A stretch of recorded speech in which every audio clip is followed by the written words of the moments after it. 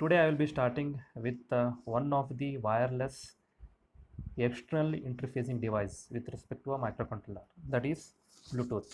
Already you people know that broadly the interfacing devices, interfacing communication protocols can be classified into two categories. One is on chip and one more is external device interfacing communication protocols. So Bluetooth will come under the category, second category, that is external device protocols, interconnecting protocol, right? And also it comes under wireless, right? It is a low cost, low power, short range wireless technology for data and voice communication. Bluetooth was first proposed by Ericsson in 1994. It operates at 2.4 gigahertz of radio frequency, and it uses frequency hopping spread spectrum technique for communication. In very simple terms, FHSS means here we will go on changing the carrier frequency while transmitting the radio frequency so as to occupy a larger range of band of frequencies. It supports a data rate up to 1 Mbps and a range of approximately 30 feet for data communication. Actually, the before the arrival of apps such as WhatsApp, most of us used to use Bluetooth for transfer of files and documents. Now, since the arrival of WhatsApp, most of us have stopped using Bluetooth, but it is a very good wireless communication protocol which can be used for most of the simple data transmissions, right? So the second thing, Bluetooth has essentially has two parts: a physical link part and a protocol part. The physical link is responsible for physical transmission, and protocol is nothing but in general it's a set of rules which we have to follow whenever we are using a particular communication protocol. The physical link works on wireless principle, making use of RF waves for communication. Bluetooth enabled devices essentially contain a Bluetooth wireless radio for transmission and reception. The very good example is our mobile phone. Whenever we switch on the Bluetooth radio, it will start searching for the nearby devices with the Bluetooth radio transmission and reception on. Bluetooth communication is implemented in the Bluetooth protocol stack. The Bluetooth communication IC holds the stack. Bluetooth device will have 48-bit unique identification number. The communication follows packet-based data transfer. It supports point-to-point as well as point-to-multipoint, that is device to single device or device to multiple device. The point-to-point communication follows the master-slave relationship. That means whatever master tells, the slave has to listen to it. Bluetooth device can function as either master or slave, both way. Whenever you are trying to transfer some data from your mobile to your friend's mobile, that time your mobile will be acting as the master and your friend's mobile will be acting as the slave. When a network is formed with one Bluetooth device as master and more than one device as slave, it is called Piconet. There is a unique technical name given whenever a single host is trying to access multiple slaves, that is called as Piconet. It's a very good choice for short range data communication, right? This technology is very popular among cell phone users as they are easiest communication channel for transferring ringtones, music files, pictures, media. As I told, these all things used to happen through Bluetooth. Now most of these file transfers will happen with the help of WhatsApp. The Bluetooth standard specifies the minimum requirements that Bluetooth device must support for a specific usage scenario. The generic access profile CAP defines the requirements for detecting a Bluetooth device and establishing connection with it. All other specific usage profiles are based on GAP. We have serial port profile SPP for serial data communication, and we have FTP, that is file transfer profile for file transfer between devices. Human interface device HID for supporting human interface devices like keyboard and mouse are examples for Bluetooth profiles. The specification for Bluetooth communication is defined and licensed by the standard body Bluetooth Special Interest Group, SIG in short form. Next, we'll go for one more external communication interfacing protocol by the name Wi-Fi. It is also called as wireless fidelity. It's a very popular wireless communication technique for network communication of the devices. It follows IEEE 802.11 standard. It is intended for network communication and supports internet protocol IP based communication. Most of you already started using it. Most of you are having wireless Wi-Fi routers at your house like Geo5. It is essential to have device identifies in a multi-point communication to address specific device for data communication. In an IP-based communication, each device is identified by an IP address which is unique to each device on a network.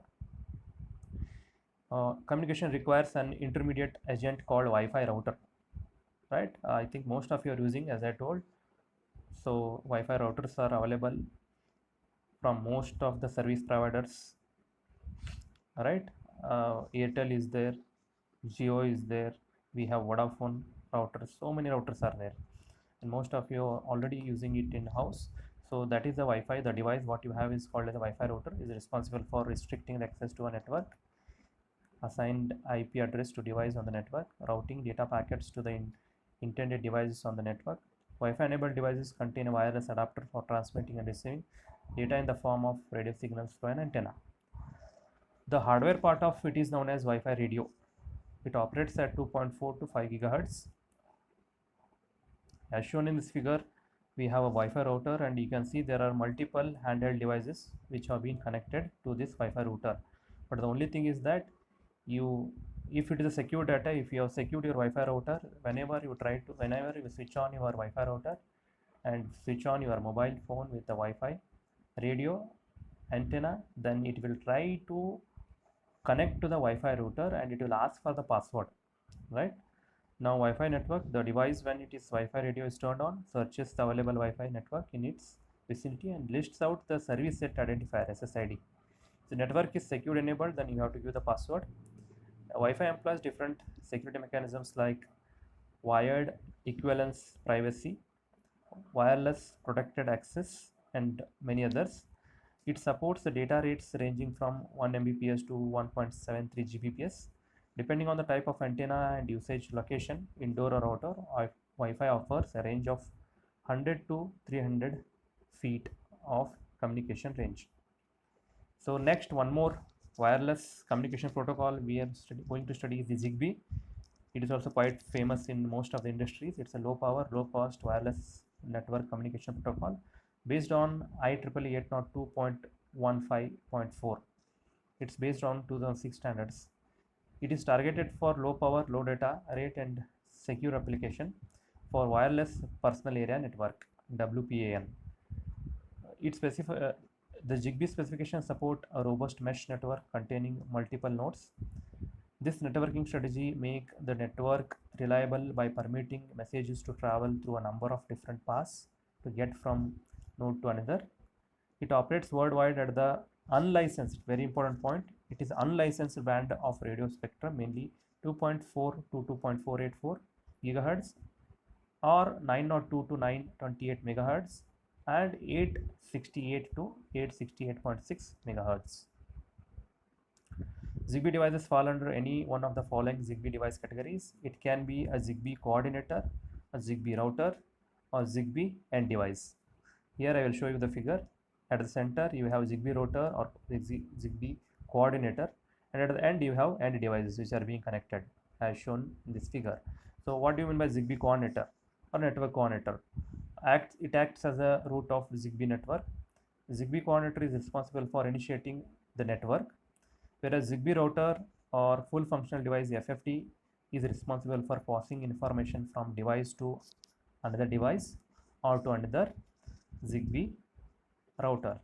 ZigBee end device ZED or reduced function device RFD, end device containing ZigBee functionality for data communication. It can talk only with the router or ZigBee coordinator and does not have the capability to act as a mediator for transferring data from one device to another. Targeting application areas like home. The important targeting applications for ZigBee are industrial automation, energy management, home control security, medical patient tracking, logistics, asset tracking and sensor network, and active RFID. Automatic meter reading, AMR, smoke detectors, wireless telemetry, HVAC control, heating control, lighting control are few of the applications which are enabled with help of ZigBee. The specifications for ZigBee is developed and managed by ZigBee Alliance, a non-profit consortium of leading semiconductor manufacturers, technology providers, OEM, original equipment manufacturers, and end user worldwide. The next type of wireless communication protocol is General Packet Radio Service, GPRS. Some of you already might be knowing who have done some mini projects on GSM and GPRS. So radio service protocol, it's communication technique for transferring data over a mobile communication network like GSM. Data is sent as packets in GPRS communication. The transmitting device splits the data into several related packets. At the receiving end, the data is reconstructed by combining the received data packets. GPRS supports a theoretical maximum transfer rate of 171.2 kbps. In GPRS communication, the radio channel is concurrently shared between several users instead of dedicating a radio channel to a cell phone user. The communication divides the channel into 8 time slots and transmits data over available channel. It supports IP point-to-point protocol and X.25 protocol for communication. It is mainly used by mobile enabled embedded devices for data communication. The device should support the necessary GPRS hardware like GPRS modem and GPRS radio. To accomplish GPRS based communication, the carrier network also should have support for GPRS communication, right? So here we have covered both on chip as well as off chip, that is off chip communication protocols, which fall under the different types of microcontrollers and processors. In the next class we will be starting with the remaining part of the third module, that is embedded firmware. I request all the students to go through the videos, all the videos once again, and try to serve some content, right? Try to explore it as much as possible. Thank you.